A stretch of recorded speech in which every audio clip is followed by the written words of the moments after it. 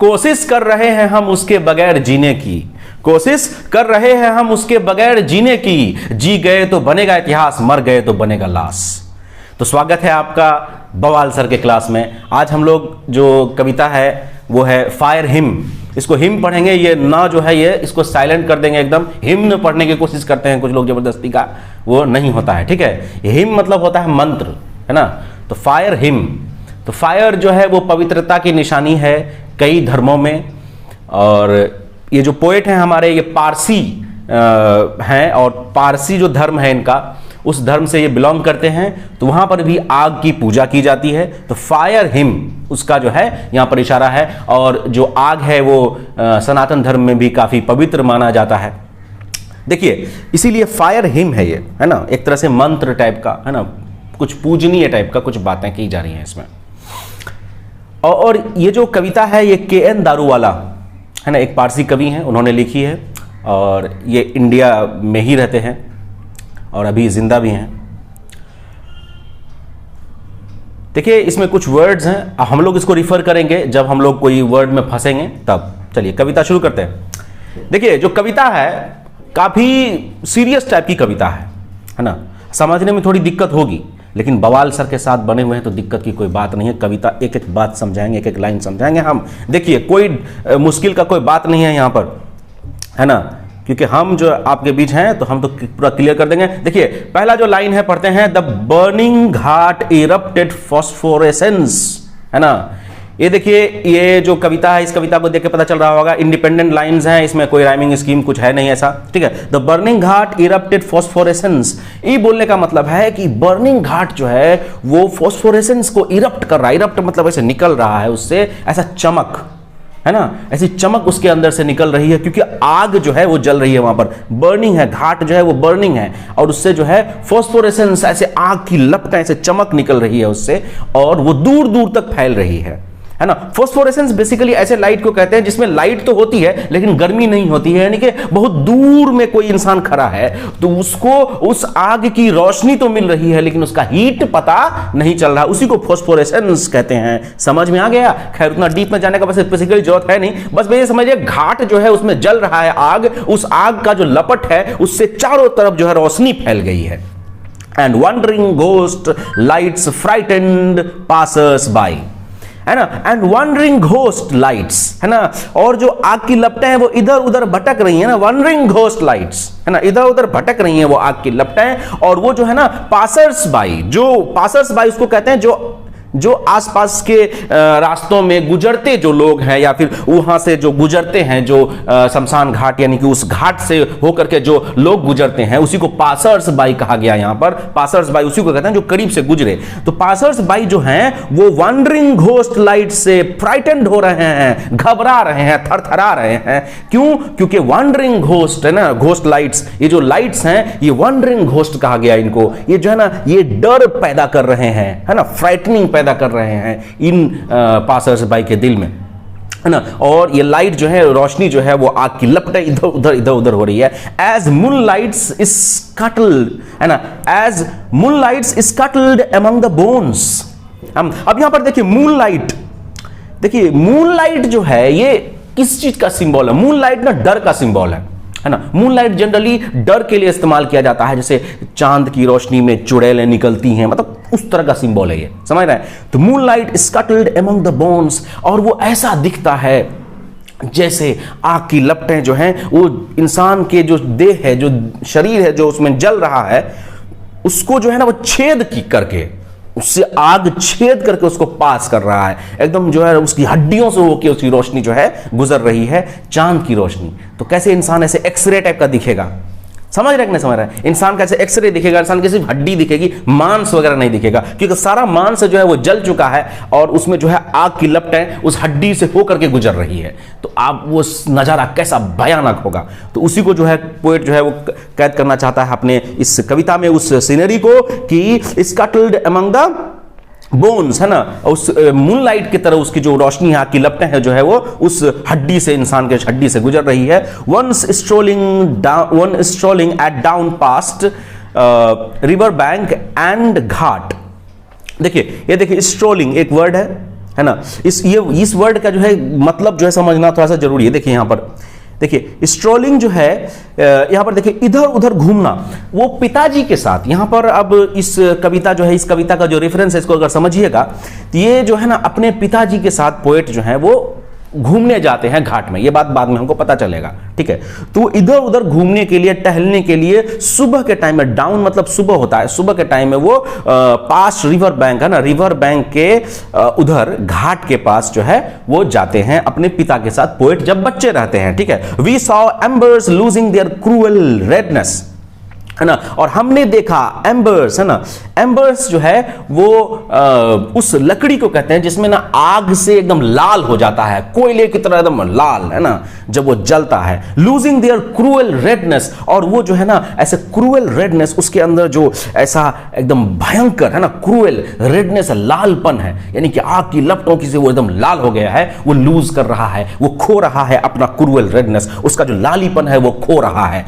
And to the grey ash that swallows all, और वो मिल रहा है, वो खत्म हो रहा है, वो क्रूअल रेडनेस खो रहा है, वो आग की लपटों वाला वो लकड़ी का टुकड़ा, है ना, वो खो रहा है किसमें, है ना, टू द ग्रे एश, है ना। ग्रे एश किसको कहते हैं, वो जो राख बना है, ग्रे कलर का होता है, उसमें वो जो है ना अपने आप को खो रहा है, अपना वजूद, यानी कि आग की लपटें अब कम हो रही हैं, मिज रही हैं, धीमे हो रही हैं, ठीक है। Grey ash that swallows all, वो जो है ना सब किसी को निगल लेता है ना, मतलब कुछ भी उसके अंदर जा रहा है सबको वो खा के एकदम अपने अंदर समा लेता है। कौन? वही ऐश, वो राख। फाइनली आग को भी वो अपने अंदर समा लेता है, क्योंकि जो भी जलता है उसको वो राख खा लेता है, उसको जो है स्वालो कर लेता है, तो फाइनली आग को भी वो स्वालो कर लेता है ना।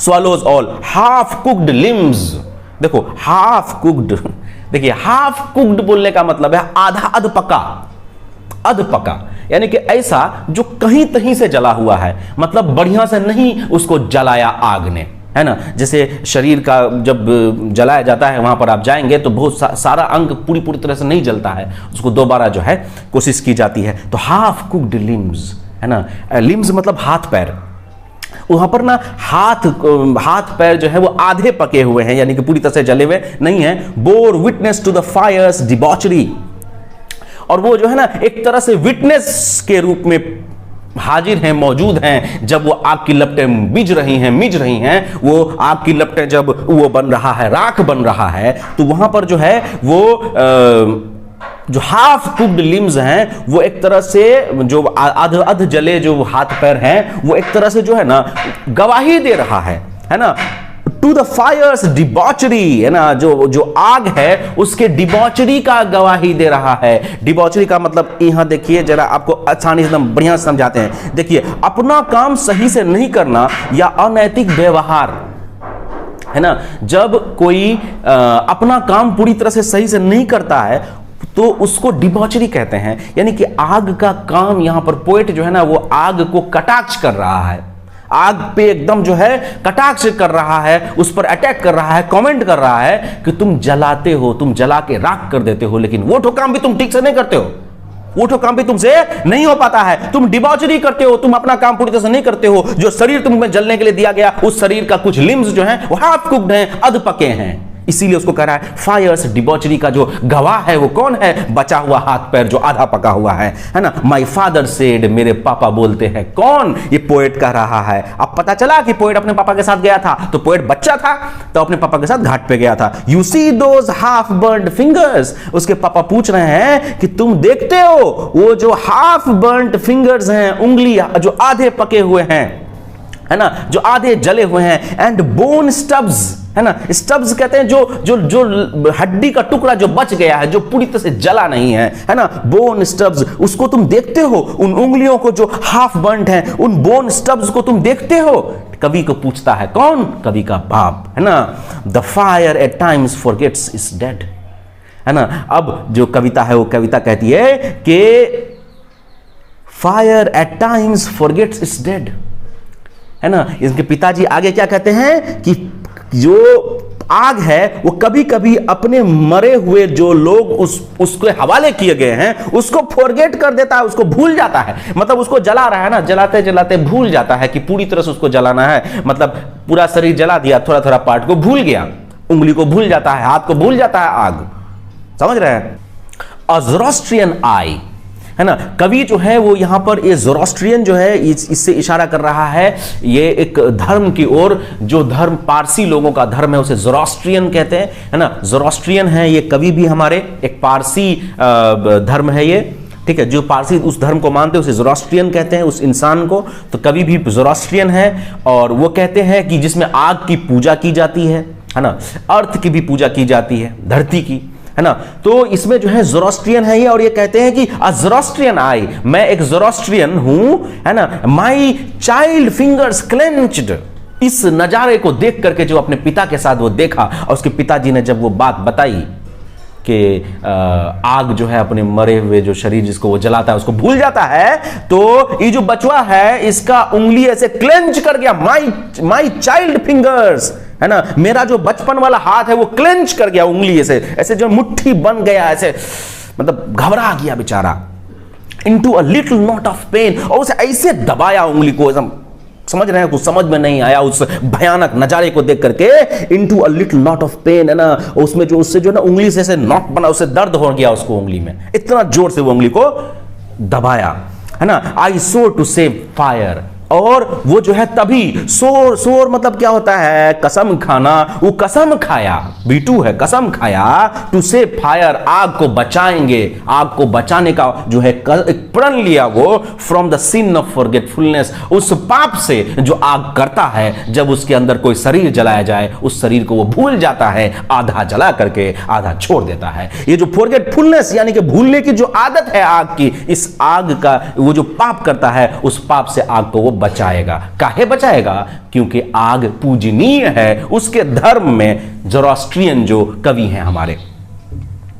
अब देखिए अगला जो लाइंस है हमारे पास, देखिए, it never forgot and 20 years since, वो कभी ये बात जो है ना, कभी पोएट जो है भूला नहीं है, एंड 20 years सिंस, 20 साल पहले, अभी से, सिंस मतलब अभी से 20 साल पहले, है ना, 20 years since, as I consigned my firstborn to the flames, जब कवि ने अपने फर्स्ट बॉर्न यानी पहला जो बच्चा था कवि का, उसको उस आग के हवाले कर दिया, टू द फ्लेम्स, फ्लेम्स मतलब आग, आग की लपटें, उस आग की लपटों के हवाले कर दिया, कंसाइन मतलब दे दिया। 20 साल पहले कवि ने अपने फर्स्ट बॉर्न को उस आग को दे दिया, यानी कि उसका अंतिम संस्कार किया, है ना। The nearest tower of silence was 1000 miles, जो नियरेस्ट टावर था, टावर ऑफ साइलेंस, ये जो टावर ऑफ साइलेंस है वो उस जगह से जहां पर कवि रहता है उससे 1000 miles दूर था, है ना। अब समझिए टावर ऑफ साइलेंस क्या है, बवाल सर पढ़ा रहे हैं, ध्यान से सुनना। टावर ऑफ साइलेंस बहुत इंपॉर्टेंट चीज है। देखो टावर ऑफ साइलेंस क्या होता है, जो ज़ोरास्ट्रियन जो लोग होते हैं, जो पारसी जो लोग होते हैं, ये लोग आग को पूजते हैं, धरती को पूजते हैं, और इनका यह मानना है कि जब इंसान का शरीर मर जाता है तो उसको वो दफना नहीं सकते या फिर उसको जला नहीं सकते, क्योंकि वो अपवित्र हो जाएगा, आग अपवित्र हो जाएगा, धरती अपवित्र हो जाएगी, क्योंकि इंसान का शरीर अपवित्र है। तो उसको जो है ऐसा टावर ऑफ साइलेंस में ऐसे जगह रखा जाता है जहां पर वो सड़ गल जाता है, लेकिन किसी से वो मिलता नहीं है, ना धरती अपवित्र होती है ना आग अपवित्र होती है। तो वो जो टावर ऑफ साइलेंस है वो 1000 miles दूर है। काहे दूर है? क्योंकि पोएट तो रहता है इंडिया में, और वो जो पारसी है, तो पारसी लोग जनरली ईरान, है ना, ईरान से आए, तो ईरान तो बहुते दूर है। अब इतना दूर है, 1000 माइल दूर है, तो वहां जाकर के अपने बेटा को तो दफना नहीं पाएगा, या फिर वो सॉरी टावर ऑफ साइलेंस में रख नहीं पाएगा। इसे the nearest tower of silence 1000 miles, है ना, जो नियरेस्ट जो सबसे नजदीकी टावर ऑफ साइलेंस था वो बहुत दूर था, 1000 माइल दूर था। इसीलिए वो अपना बेटा को कहां किया, बेटवा को, जो उनका पहला बेटा था, उसको आग के हवाले कर दिया। ठीक है, the fire hymn said to me, है ना, और जो आग की जो लपटें हैं, जो फायर हिम है ना, वो कवि को कहती हैं, है ना, वो कवि को कहती हैं यू स्टैंड फॉरगिवन, हमने तुमको जो ना तुम माफ किए जाते हो, तुम इस पाप के लिए माफ किए जाते हो। कौन सा पाप किया? अपने बेटे को तुमने आग के हवाले किया और आग को अपवित्र किया। ये जो पाप किया तुमने, इस पाप से तुमको मुक्ति मिल जाती है, ये पाप तुमको, इस पाप के लिए तुमको माफी मिल जाती है। ब्रोकन येट रेबेलियस, कवि जो हैं वो ब्रोकन हैं, हिम्मत हारे हुए हैं, लेकिन अभी भी वो रेबेलियस हैं, अभी भी जो है वो नियम को मानने के लिए तैयार नहीं है। ये सब जो धार्मिक कट्टरता है, इससे वो मानने के लिए तैयार नहीं है। या फिर कवि जो है वो आग की जो बात है कि हम तुमको माफ किए, इस माफी से जो है वो संतुष्ट नहीं है। कवि जो है अभी भी उसके खिलाफ जाते हैं। आई स्वोर दिस टाइम, कवि ने फिर से एक प्रण लिया, स्वोर किया, है ना, to save it from the sin of forgiving, और आग को जो है वो भूलने, मतलब माफ करने की जो आदत है आग की, सिन ऑफ फॉरगिविंग, वो जो पाप है उसका मतलब माफ करने का, उस पाप से आग को बचाएंगे। तो इस तरह से ये कविता मुकम्मल होती है, पूरी होती है। इस कविता को थोड़ा अगर ध्यान से समझा जाए तो ये कविता जो है वो एक तरह से कटाक्ष है, एक तरह से क्रिटिसाइज करता है ये आग की लपटों को जो जलाती है इंसान को, और अपने धर्म, जो इनका पारसी धर्म है, उस धर्म पे भी ये कटाक्ष करते हैं एक तरह से, क्योंकि आग वहां पर पवित्र है, लेकिन आग के अंदर तो बहुत सारा पाप है। आग जो है वो लोगों को जला के राख कर देता है, लेकिन जलाता है तो जलाता भी नहीं है सही से, मतलब आग की पवित्रता पर भी यहां पर कवि जो है वो सवाल उठाता है। इस तरह से ये कविता मुकम्मल होती है। देखिए, फायर हिम कविता मुकम्मल हुई, तो अब इसका जो है समरी बवाल सर आपको पढ़ाएंगे। इसका समरी जो है बहुत ही आसान शब्दों में, एकदम क्लियर कट लैंग्वेज में हम पढ़ाएंगे, और इसका समरी अगर आप पढ़ लिए तो एग्जाम में लिखने में कोई दिक्कत नहीं होगा, आपको ई गारंटी है, ठीक है।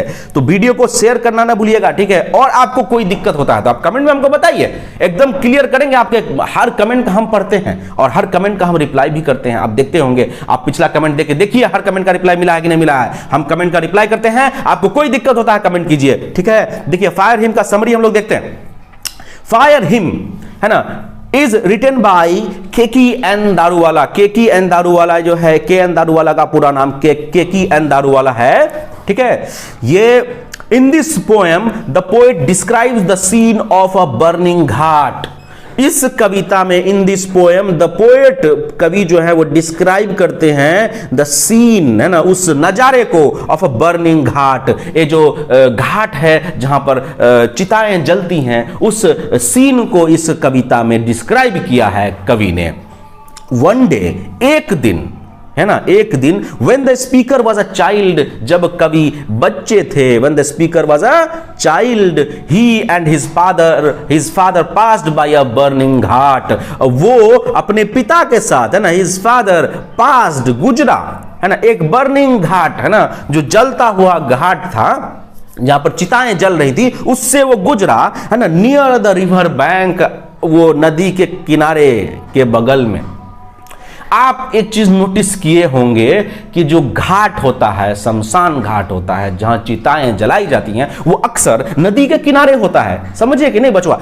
देखोगे, ध्यान से देखो, नदी के किनारे होती है ना। The fire had died out, और उस समय आप याद होगा आपको कि वो कह रहा था कि आग की लपटें जो हैं वो राख में मिल रही हैं, है ना। वो डिस्क्राइब किया था कि नहीं किया था?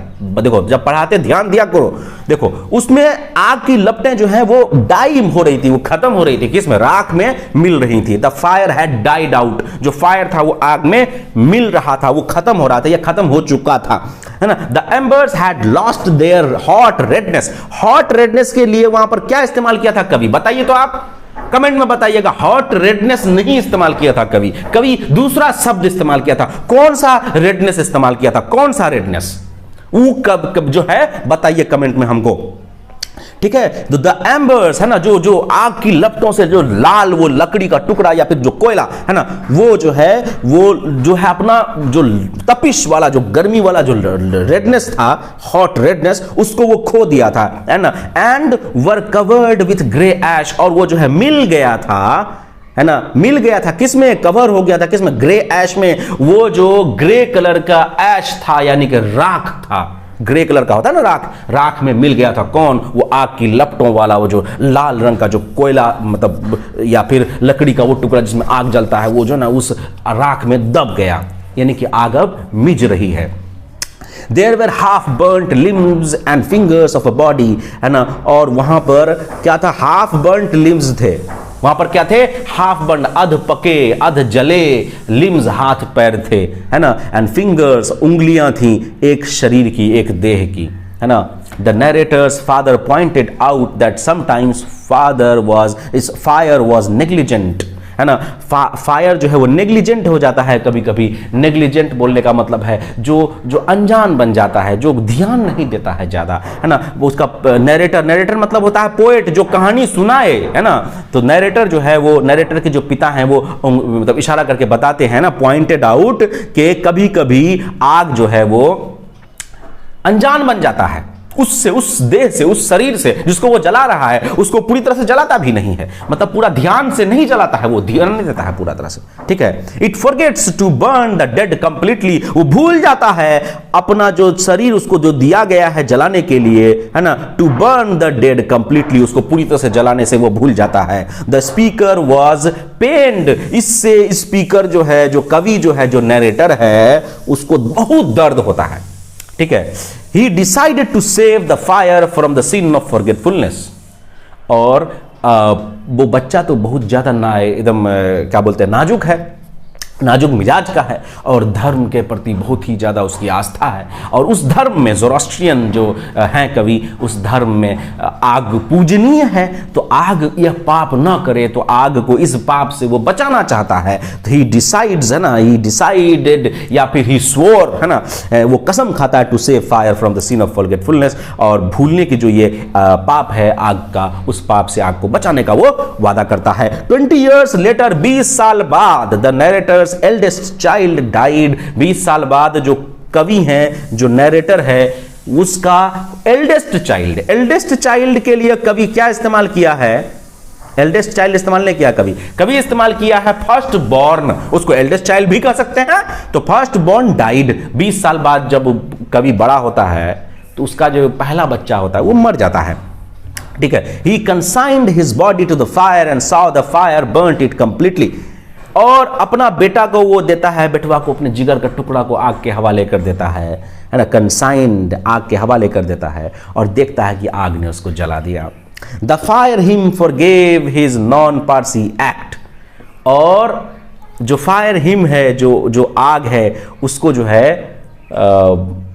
माफ कर देता है, उसको माफ कर देता है। नॉन पारसी एक्ट, ऐसा काम, ऐसा कर्म जो किया उसने, जो पारसी लोगों को जायज नहीं है, आग के हवाले कर देना शरीर को, क्योंकि आग पवित्र है, आग पूजनीय है, उसमें अपवित्र शरीर, इंसान का शरीर अपवित्र है, उसमें उसको नहीं जलाया जा सकता है, आग की पवित्रता में जो है अंकुश लग जाएगा, इसीलिए आग में शरीर को नहीं जलाया जाता है पारसी धर्म में। वहां पर टावर ऑफ साइलेंस में रखा जाता है देह को। तो यहां पर जो पाप किया है कवि ने अपने बेटा को आग में जला करके, क्योंकि टावर ऑफ साइलेंस तो हजारों मील दूर था, उस पाप से आग ने उसको माफ कर दिया, है ना। Because it appeared that he had done so under compulsion and not willingly, और ये साफ नजर आता है, अपीयर्ड दैट, वो ऐसा जो किया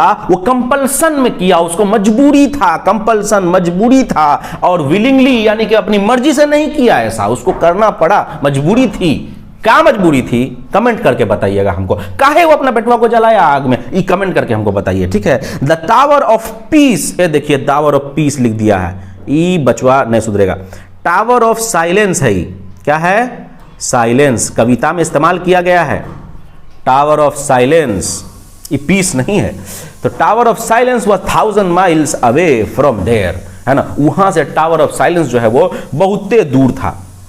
The narrator felt his purpose was defeated. Narrator को लगा, नैरेटर मतलब कवि को लगा कि उसका जो पर्पस था वो डिफीटेड हो गया, वो नाकाम हो गया कवि, है ना।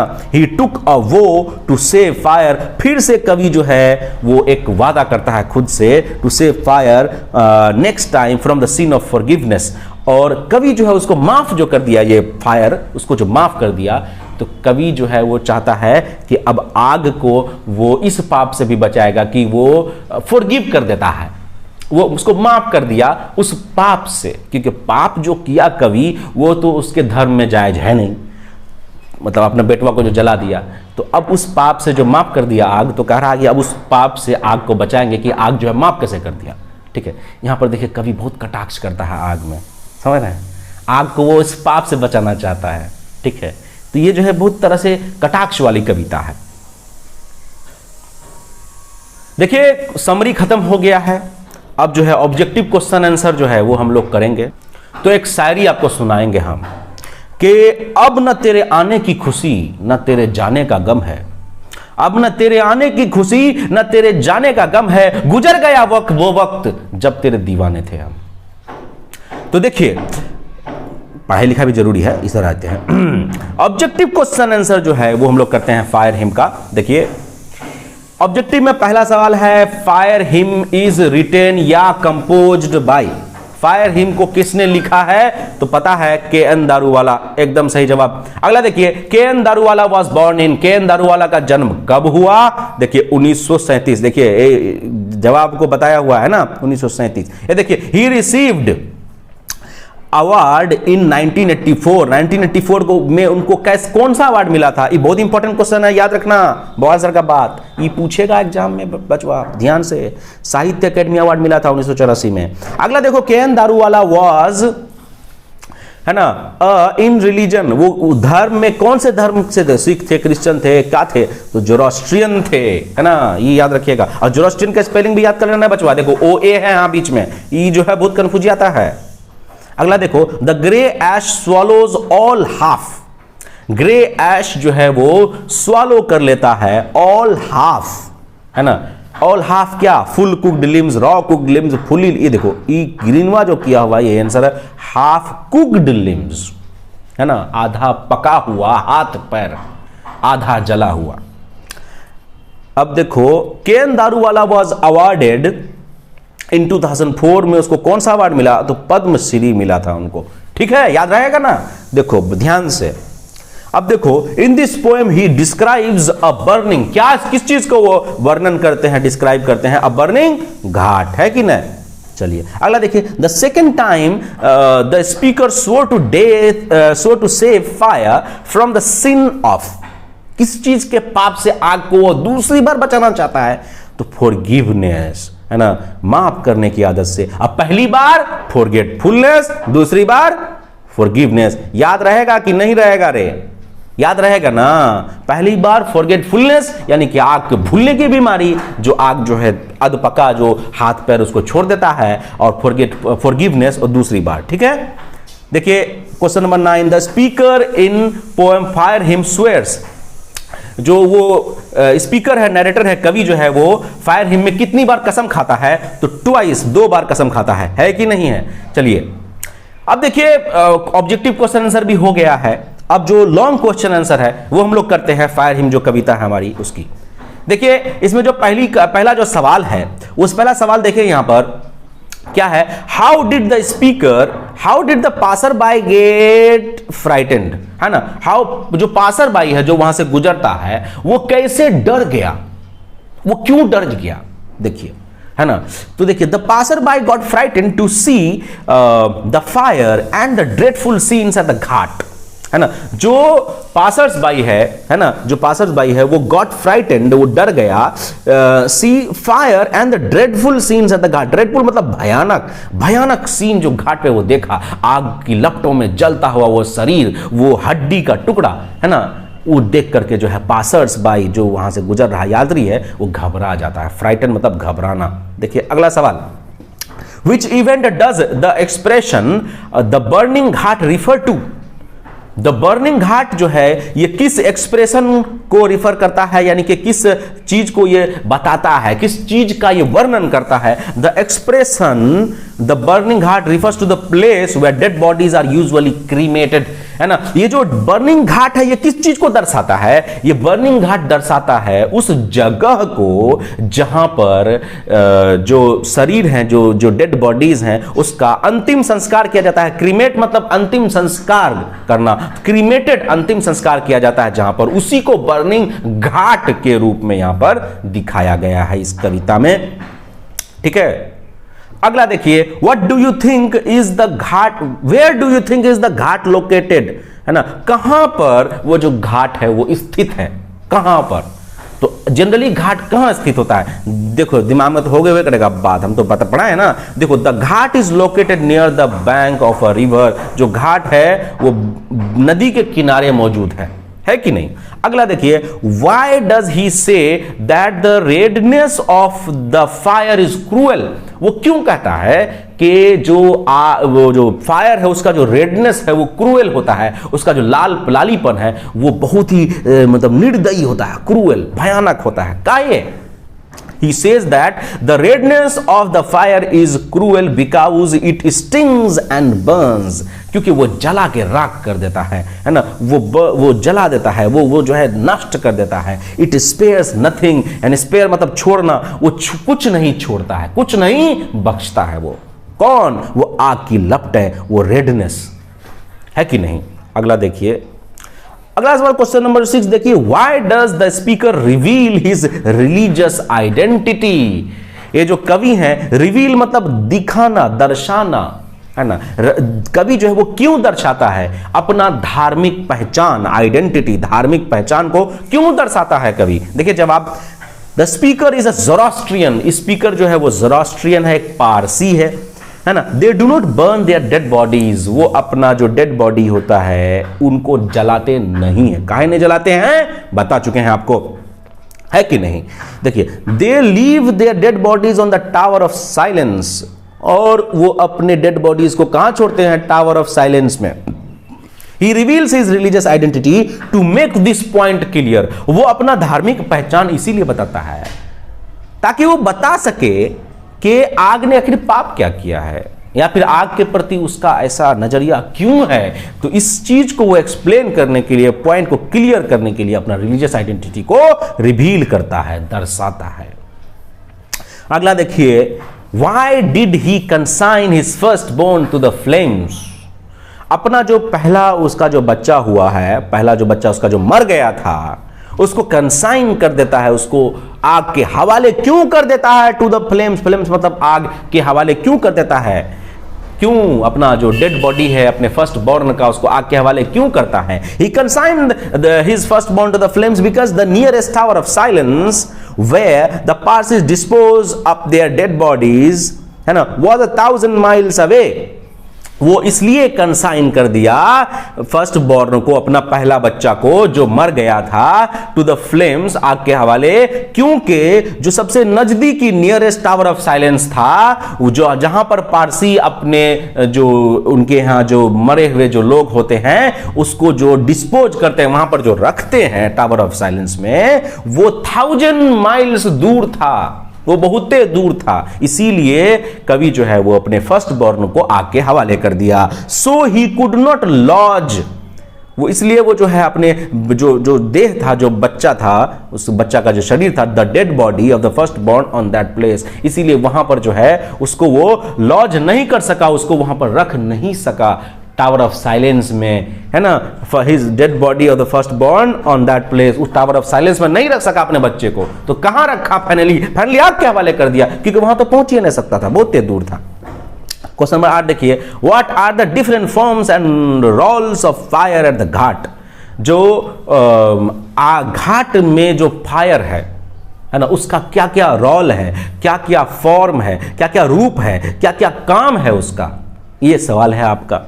देखिए, इरप्टेड फॉस्फोरेसेंस, वो जो है आग जो है वो क्या क्या किया है? इरप्टेड फॉस्फोरेसेंस, वो क्या करता है? आग की लपटों से ऐसा पूरा जगह जगमगा देता है, पूरा रोशन हो जाता है चारों तरफ, है ना। फॉस्फोरेसेंस फैल जाता है चारों तरफ, तो आग का एक ये जो है रूप है।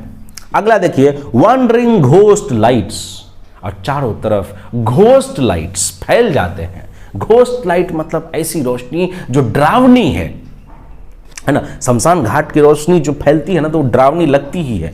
एम्बर्स लूजिंग देयर क्रूएल रेडनेस, और उसका एक और रूप है, जब एम्बर्स यानी कि वो जो लकड़ी का टुकड़ा या कोयला जो जल कर एकदम लाल हो जाता है, या फिर जो जल नहीं रहा फिर भी आग के बीच में है तो लाल हो गया, वो जब अपना क्रूएल रेडनेस खो देता है तो वो भी एक रूप है ना। आग कभी कभी बहुत तेज हो जाता है जब क्रूएल रेडनेस वाला होता है, कभी कभी एकदम अपना लपट जो है उसका खत्म होने लगता है, मिटने लगता है, आग मिझ जाता है, वो भी एक रूप है। Grey ash that swallows all, और एक रूप क्या है आग का, जो ग्रे ऐश है, आग फाइनली ग्रे ऐश बन जाता है, यानी कि ग्रे कलर का राख में कन्वर्ट हो जाता है, जो सब चीज को निगल के खत्म कर देता है। रे देखो कविता तो पूरी हो गई है ना। अब एक काम बच जाता है, वो है बवाल सर की जय, ये बोलना, ठीक है। और एक बात बार बार कहते हैं, पसंद आए तो कमेंट जरूर कीजिएगा, ठीक है। कमेंट करना बहुत जरूरी है, अच्छा लगा वो कमेंट करो, बुरा लगा वो कमेंट करो, सवाल है वो बताओ, ठीक है। और इस चैनल को सब्सक्राइब करो, अपने दोस्तों तक फैलाओ इसको, अपना बोर्ड का तैयारी करने के लिए ये चैनल तो बेस्ट होगा आपके लिए, है कि नहीं। तो कोई भी सजेशन हो, कोई दिक्कत हो, जरूर पूछिए बवाल सर से। मिलते हैं अगले क्लास में अगली कविता के साथ। बहुत बहुत धन्यवाद।